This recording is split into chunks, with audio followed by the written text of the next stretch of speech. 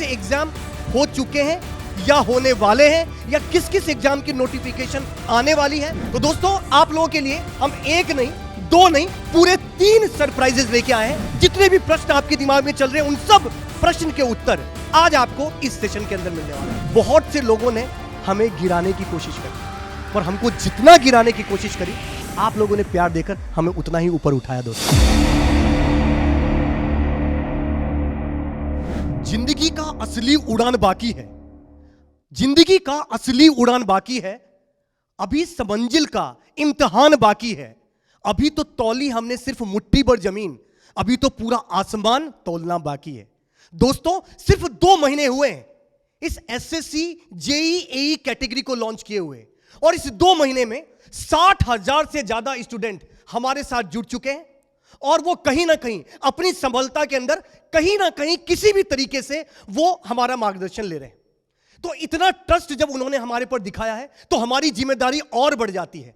पर कुछ बच्चों को अभी भी कैसे न कैसे करके कुछ डाउट जरूर है कि सर अभी तक तो सिर्फ एसएससी जेईई का कैलेंडर ही आउट हुआ है, बाकी के एग्जाम आप बार बार बोल रहे थे, RRB JEE, UP PCL, state level के एई जेईई, पीएसयू के एग्जाम, ये तो अभी तक कुछ आया ही नहीं। तो आप जो बैच लॉन्च करें ये एग्जाम होंगे कब? तो दोस्तों, जितने भी आपके क्वेरीज होती है वो सब क्वेरीज, जितने भी प्रश्न आपके दिमाग में चल रहे हैं उन सब प्रश्न के उत्तर आज आपको इस सेशन के अंदर मिलने वाला है। तो सबसे पहले सीधा स्टार्ट करते हैं कि सर कौन कौन से एग्जाम हो चुके हैं या होने वाले हैं या किस किस एग्जाम की नोटिफिकेशन आने वाली है और या आ चुकी है। तो सीधा सीधा डिस्कशन करते हैं अपन। सबसे पहले अगर मैं बात करता हूं दोस्तों स्टेट लेवल एई जेईई के एग्जाम की, हर बार हमने पहले बैच ए लेके आए, बैच बी लेके आए, और उन सब में जितने भी स्टेट के कंपटीशन थे एई और जेईई को लेकर, उन सब से रिगार्डिंग जो भी सिलेबस है उनको हमने कवर करने की कोशिश करी। अब आप बोलोगे सर कौन सा ऐसा एग्जाम आया है? तो दोस्तों, चाहे मैं हरियाणा की बात करूं या फिर मैं हिमाचल की बात करूं या फिर मैं वेस्ट बंगाल की बात करूं, ये तो वो हैं जिनके नोटिफिकेशन ऑलरेडी आ चुके हैं, एग्जाम होने वाले हैं कुछ टाइम बाद। इसके अलावा भी इनका क्या फ्यूचर है, कौन कौन सी चीज होने वाली है, ये सब डिस्कशन हम करेंगे सिमरन मैम से। सिमरन मैम, ये स्टेट लेवल के एई जेईई के कुछ एग्जाम तो आ चुके हैं, इन फ्यूचर में क्या क्या आने वाले हैं और बच्चों को कैसे पढ़ना चाहिए? सर, जैसे जब कोई एग्जाम की पोस्ट आती है तो हम तब तैयारी करना शुरू करते हैं, जो कि सबसे गलत चीज है। अभी हम देख रहे हैं कुछ महीने से लगातार नोटिफिकेशन आ रहे हैं और लगातार पोस्ट निकल रही है। तो वैसे ही जैसे हम राजस्थान का देखें सर, उसके भी चांस है कि अभी पेपर आने ही वाला है। तो तैयारी मतलब हमें पहले से शुरू करनी पड़ेगी। तो ये स्टेट के एग्जाम्स हर 1 महीने 2 महीने के बाद निकलते ही रहते हैं सर। बिल्कुल, मतलब दोस्तों देखो, जब कभी आग लगती है ना तो कुआं नहीं खोदा जाता है, आपको तो कुआं पहले से ही खोद के रखना है। कहने का मतलब यह है कि कोई भी एग्जाम की अगर आप प्रिपरेशन कर रहे हैं तो सबसे पहले आपको पहले से ही प्रिपरेशन करके रखनी होगी। आपको उस एग्जाम के सिलेबस के हिसाब से पहले से ही तैयार रहना होगा। जब जंग होता है तो क्या उस समय हथियार ढूंढेंगे क्या आप? नहीं, हमारे पास हथियार पहले से ही होना चाहिए। और इसका कहने का मतलब बस इतना सा चीज है कि कोई भी एग्जाम आए, आने वाले में आएगा ही आएगा फ्यूचर में, चाहे महाराष्ट्र की बात करूं, भले राजस्थान की बात करूं, चाहे यूपी की बात करूं, चाहे बिहार की बात करूं या कोई भी स्टेट की बात करूं, हर एक स्टेट की एई और जेईई से रिगार्डिंग एग्जाम आएंगे फ्यूचर में, आपको तैयारी पहले से ही शुरू करके रखनी होगी। इसके अलावा दोस्तों मैं बात करता हूं पीएसयूज की भी बात कर लेते हैं, पब्लिक सेक्टर अंडरटेकिंग, इनकी भी बहुत सारी वैकेंसीज आ चुकी है या फ्यूचर में आने वाली है। तो देवेश सर, कौन कौन से पीएसयू जो एई जेईई से रिगार्डिंग है जो वैकेंसीज आने वाली है? बिल्कुल सर, देखिए हमेशा जो वैकेंसीज या पीयूसी से जब आती हैं तो बच्चों का सपना रहता है कि किसी एक पीएसयू के अंदर जाया जाए, क्योंकि यहाँ पे लाइफस्टाइल तो अच्छी है ही, लेकिन साथ के साथ यहाँ पर जो बच्चे का एक पॉइंट ऑफ व्यू रहता है कि लाइफस्टाइल और साथ में एक वैल्यू जो होती है बहुत अच्छी है। अब यहाँ पे जैसे आप मैं बात करूँगा एआई और एयरपोर्ट जो अथॉरिटी ऑफ इंडिया है उसका एग्जाम आ जाएगा ना, पीजीसीआईएल का एग्जाम आ जाता है। तो बहुत सारे ऐसे सर पीएसयूज हैं जिनका एग्जाम एई या जेईई लेवल का ही लिया जाता है आजकल, और ये बहुत बेस्ट है बच्चों के लिए। बिल्कुल, मतलब दोस्तों जितने भी आपके पास पीएसयूज मतलब कि पब्लिक सेक्टर अंडरटेकिंग, चाहे एनटीपीसी, ओएनजीसी, बाल्को, नाल्को, हिंडाल्को या फिर और एयरपोर्ट अथॉरिटी ऑफ इंडिया की बात करूं, कुछ की वैकेंसी आ चुकी है और कुछ की वैकेंसी आने वाली, कुछ नहीं, बहुत से पीएसयूज की वैकेंसी अभी आने वाली है। नेक्स्ट हम बात करते हैं दोस्तों सबसे पहले थोड़ा यूपी पीसीएल की भी बात कर लेते हैं, क्योंकि ये एक बहुत लाइमलाइट में रहता है। तो सुरेश सर, यूपीपीसीएल जो बेसिकली जो इलेक्ट्रिकल या इलेक्ट्रॉनिक्स के बच्चे हैं वो तो बड़े बेसब्री से इंतजार करते हैं, तो सर इससे रिगार्डिंग कुछ गुड न्यूज आने वाली है क्या बच्चों के लिए? सर हर इंजीनियर का सपना होता है कि यूपीपीसीएल के अंदर जॉब करना। सर मैंने बहुत सारे ऐसे स्टूडेंट भी देखे हैं जो मान लो पीएसयूज में जॉब कर रहे होंगे, और अगर यूपीपीसीएल में अगर उसका एग्जाम निकल गया ना, तो वो वहां पर जाकर जो है वो जॉब फिक्स से करता ही करता है। मतलब पीएसयूज के वजह अब वो यूपीपीसीएल जेई को प्रीफर करता है, क्योंकि इंडिया का सबसे मोस्ट लविंग एग्जाम है आपका यूपीपीसीएल जेई एग्जाम। तो मैं बोलूंगा यूपीपीसीएल जेई में सर बहुत सारे स्टूडेंट कुछ अफवाहों में है कि यूपीपीसीएल जेई प्राइवेटाइजेशन होने वाला है। वो इसलिए क्योंकि अभी कुछ स्ट्राइक चल रही थी यूपीपीसीएल में, तो मैं आपको बताता हूँ वो स्ट्राइक इसके लिए नहीं थी बेटा, वो उनके इंटरनल इश्यू के लिए थी। यूपीपीसीएल कभी प्राइवेटाइजेशन नहीं होगा, और उसका एग्जाम सर बहुत जल्दी स्टूडेंट को मई मंथ में दिखने वाला है, ऐसी एक्सपेक्टेशन है। बिल्कुल, मतलब बहुत ही ज्यादा, मतलब या तो इसी महीने के लास्ट में या फिर अगले मंथ में, तो शॉर्ट है आपको यूपीपीसीएल का दिखने वाला है। नेक्स्ट हम डिस्कशन करते हैं और बात करते हैं एसएससी जेई की रिगार्डिंग, जिसका कैलेंडर ऑलरेडी आउट हो चुका है। और एक और खास बात बता दूं दोस्तों, एसएससी ने एग्जाम जो और भी जेई के अलावा और भी बहुत सारे एग्जाम लेती है, तो वो जितने भी एग्जाम लेती है उनसे रिगार्डिंग उन्होंने कैलेंडर रिलीज किए थे कि इस मंथ में उन्होंने घोषणा करी थी कि हम एग्जाम लेंगे, और अब उन्होंने उस डेट को फाइनलाइज कर दिया था। और उसमें यह पाया गया कि जो उन्होंने इनिशियल लेवल पे बताया था कि इस मंथ में हम एसएससी के इस एग्जाम को कंडक्ट करने वाले हैं, एग्जैक्टली उसी मंथ में एग्जाम होने वाला है। इसका मतलब जो जेई का जो कैलेंडर आउट हुआ है उसने भी बताया गया उसमें कि अक्टूबर मंथ के अंदर एग्जाम होने वाला है। इसका मतलब है कहीं ना कहीं अक्टूबर से पहले आपको सिलेबस कंप्लीट करना होगा, और अक्टूबर में आपको एग्जाम देना होगा, और एग्जाम खाली देना ही नहीं होगा, उस एग्जाम को फोड़ना भी होगा। तो थोड़ी सी और डिस्कशन करते हैं।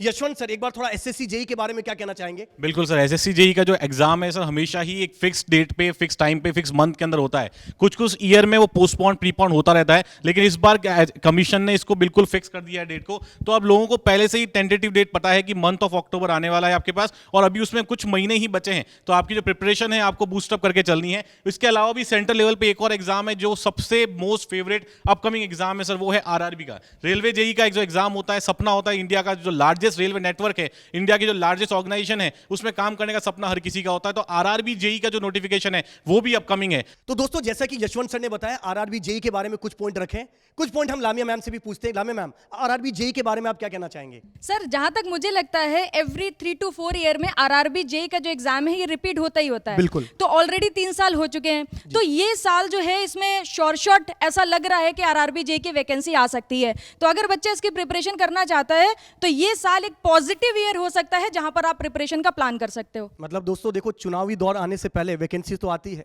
मतलब वैकेंसी तो आने के पूरे Yes, sir. चांसेस हैं, राइट? तो ये हमने कुछ बातें करी है।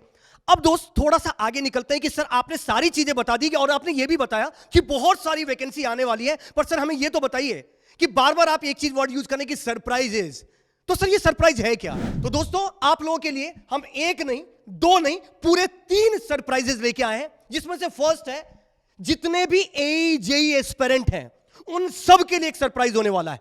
दूसरी चीज यूपीपीसीएल जेई, इसके लिए तो बच्चों ने इतना डिमांड किया दोस्तों, हमने हमेशा बोला कि जो भी चीज आप बोलते हो हम हमेशा उस पर खड़े उतरने की कोशिश करते हैं। आपने बार बार पूछा कि सर यूपीपीसीएल, तो यूपीपीसीएल के लिए आपके लिए सरप्राइज आने वाला है। और तीसरी चीज दोस्तों, इलेक्ट्रॉनिक्स। ये बच्चे बार बार अपने आप को शोषित घोषित कर चुके थे, ये हर सेशन के अंदर आके बोलते थे सर आपने सिविल, मैकेनिकल, इलेक्ट्रिकल के लिए कुछ कर रहे हो, बट सर आप इलेक्ट्रॉनिक्स वालों के लिए क्यों नहीं कुछ कर रहे हो? तो दोस्तों अब आपको ज्यादा टेंशन लेने की जरूरत नहीं है, क्योंकि आप लोगों के लिए भी कुछ ना कुछ सरप्राइज अभी हम थोड़ी देर में रिवील करने वाले हैं। और सर वो है क्या सरप्राइज? तो दोस्तों इन सब चीजों के लिए आप लोगों के लिए लेके आ रहे हैं अशोका बैच सी।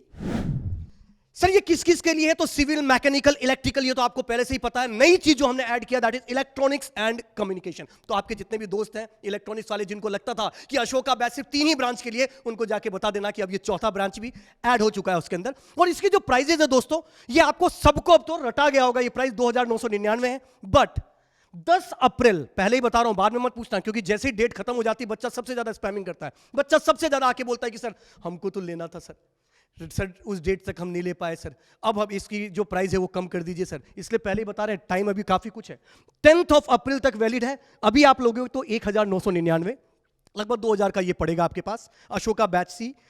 सर ये भी बैच किस किस के लिए है?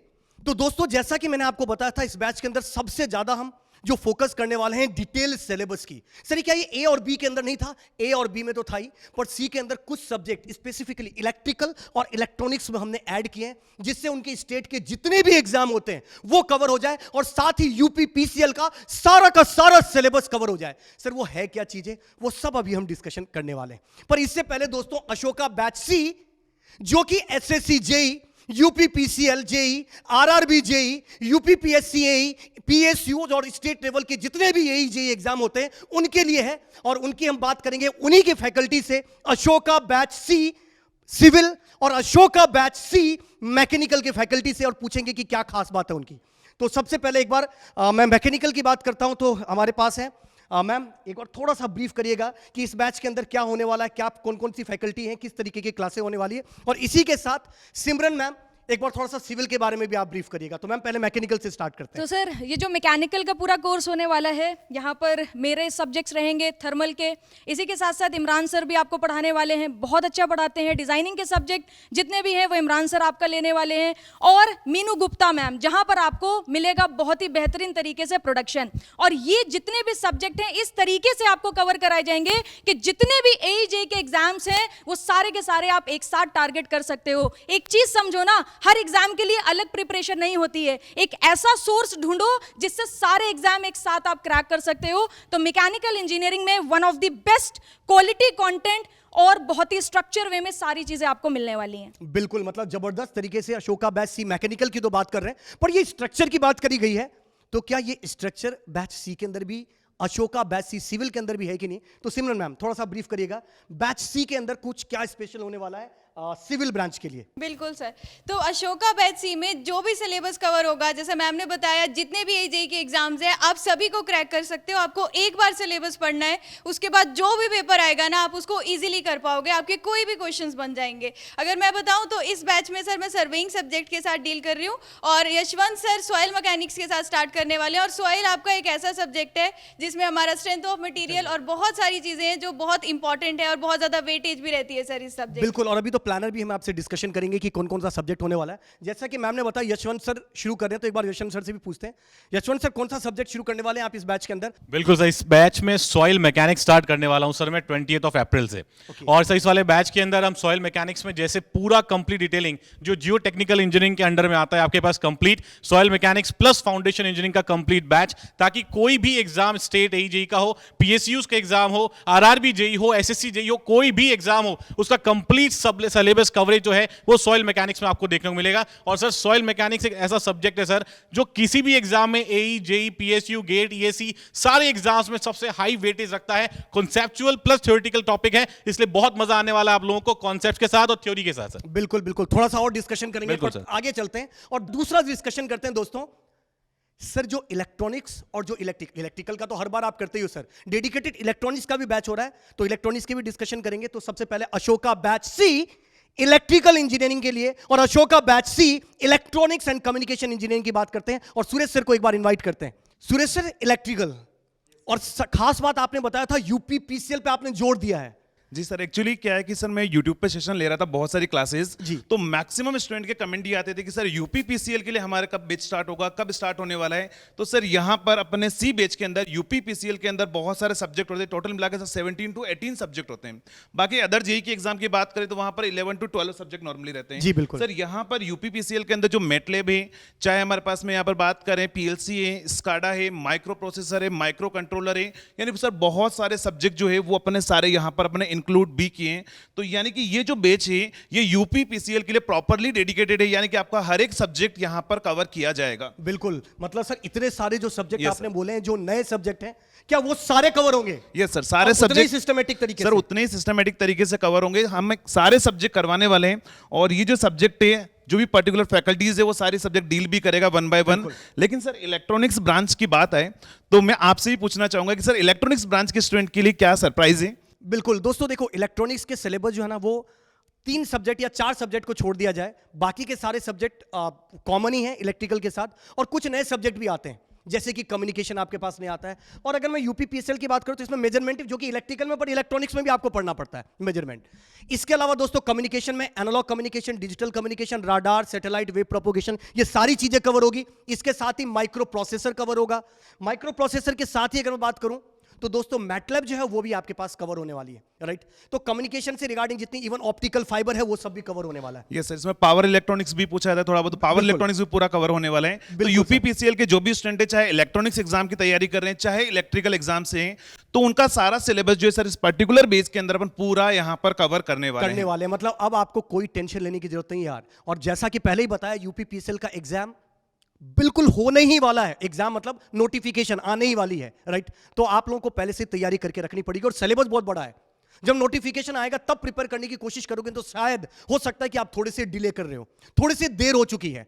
बट अगर आप अभी से ठान के अगर प्रिपेयर करने की कोशिश करते हो तो इस एग्जाम को ऐसे निकाल सकते हो, राइट। तो ये हमने थोड़ा सा डिस्कशन किया। दोस्तों अब बात करते हैं अशोका बैच सी के यूएसपी का, कि क्या क्या खास बात है इस बैच के अंदर जो इस बैच को अभी तक जितनी भी चीजें हुई है उन सब से अलग बनाती है। तो यह अशोका बैच सी, और इसकी यूएसपी को डिस्कशन करने के लिए Imran sir. Thank you sir. Sir एक बार अशोका बैच सी, इसमें ऐसा क्या खास बात है सर जो इसको बिल्कुल ही अलग बनाती है? सर अशोका सी बैच की जो हमारा कोर्स स्टार्ट होने वाला है उसकी क्लासेस हम लोग देंगे आपको मंडे टू सैटरडे। मतलब बच्चों अशोका सी बैच की क्लासेस आपकी पर डे चलेंगी मंडे टू सैटरडे, और फुल सिलेबस आपको दिया जाएगा। और जो क्लासेस में टीचर आपको पढ़ाएंगे उस क्लासेस की आपको पीडीएफ नोट्स भी आपको प्रोवाइड किया जाएगा। और सर जो क्लासेस आपकी होंगी उन क्लासेस के बाद पर डे स्टूडेंट्स को डीपीपी भी दिया जाएगा। मतलब टीचर्स के पढ़ाने के बाद बच्चों को क्वेश्चंस लगाने के लिए आपको पर डे 20 क्वेश्चंस की डीपीपी मिलने वाली है। और उसके साथ साथ सर हम बच्चों को वीकली टेस्ट भी देने वाले हैं। मतलब जो टीचर्स ने आपको पढ़ाया है उसका पर वीक आपका टेस्ट होने वाला है, जिससे बच्चा अपना आप को इवेल्यूट कर पाएगा कि एक्चुअल में मैंने क्लास के अंदर क्या पढ़ाई करी है। बिल्कुल, सेल्फ मूल्यांकन सबसे ज्यादा जरूरी है। बिल्कुल बिल्कुल सर। और इसी के अलावा दोस्तों मतलब आपका एक तो फुल कवरेज होगा लाइव सेशन का, जो रिकॉर्डेड फॉर्मेट में भी अवेलेबल होगा। मान लीजिए कभी आप क्लास नहीं देख पाते हो तो आप उसको रिकॉर्डेड फॉर्म में देख सकते हो, कभी भी कहीं भी कितनी बार भी देखिए, कोई फर्क नहीं पड़ता।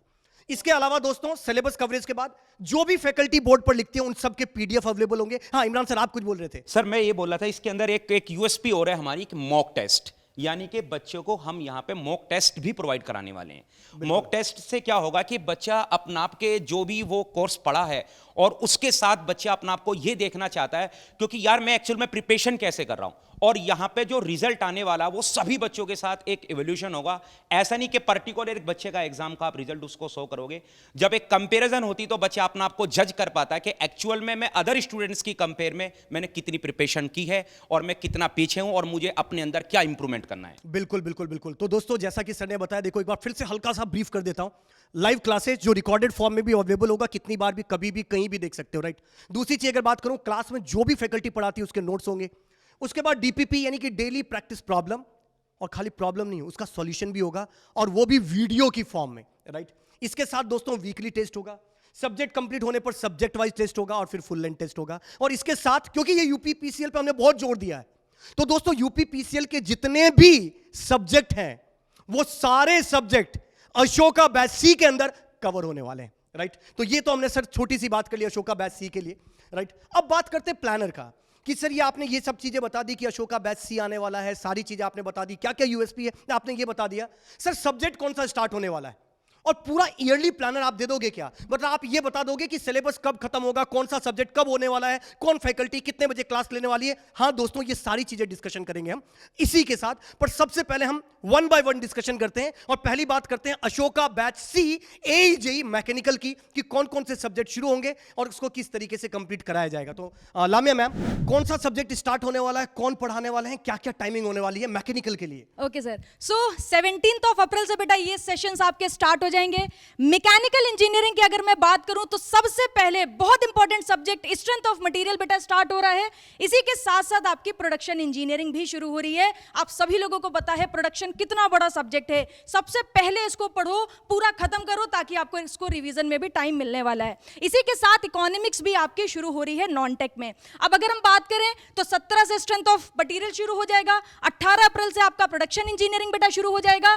आलोक सर पढ़ाने वाले हैं स्ट्रेंथ ऑफ मटेरियल, बहुत ही बेहतरीन तरीके से ये सब्जेक्ट आप कवर करने वाले हो। और एक और बेहतरीन फैकल्टी मीनू गुप्ता मैम, इनका production already batch A and batch B में स्टूडेंट्स पढ़ने वाले हैं, कुछ पढ़ भी रहे हैं और they are appreciating a lot, तो आपको भी बहुत ज्यादा मजा आएगा। इसी के साथ साथ इकोनॉमिक्स जो बेटा स्टार्ट होगी, ये 29 अप्रैल से आपके स्टार्ट होने वाली है। देशराज सर इसको कवर करेंगे। अब यहां पर बात कर लेते हैं टाइमिंग की। तो सोम की बेटा जो टाइमिंग होगी कि वो 5 बजे से 7 बजे तक चलेगी। बढ़िया तरीके से 2 घंटे का सेशन करो।